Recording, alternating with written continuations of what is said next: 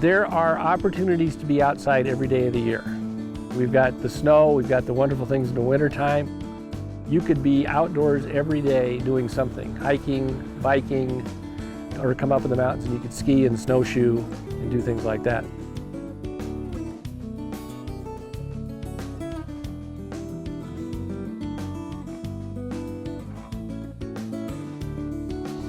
The snowshoe program here at Mount Bachelor has a couple of different facets. There are tours for the public, and that's just anybody who shows up at our snowshoe hut on a weekend or on a holiday. But on the weekdays, we focus our programs with the local schools. That's really the niche that fits my enthusiasm. The school programs, we actually have a curriculum we follow. It's called Snow School. And we get out snowshoes, we get our educational materials out, we get our shovels out, we get our thermometers out, we get our pads, our papers, pictures of the animals that we may see while we're out, and then we just wait for the bus to come. So we gather around and everyone can get a pair of snowshoes, and it's just a magic zone in there in that old growth hemlock forest. And it's a great example of our location here in the Central Cascades to see these volcanoes. It's like you can just reach out and touch them. There is a circle of life, so when you talk about the watershed or you talk about the natural resources, people are just intrigued by that whole idea that up here this snowpack is our drinking water.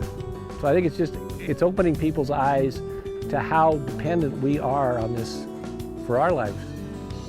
I just appreciate that we're able to do this, a free service to children and to their educational growth, and to get real life experience with the kids out here is great. A lot of them have never been snowshoeing or even up on the mountain before. So. And just yesterday when I was with my school group, I asked the kids who was up here at Mount Bachelor for the very first time, and 90% of the kids raised their hand. So to be able to get a lot of kids up here who wouldn't have the opportunity, I think is one of the key factors of why this program is important. I think one of the biggest things for me is to do a school tour during the week, and then on a Sunday have a kid bring his parents. And he said, I was with you last week and I brought my parents up because they'd never been up here before.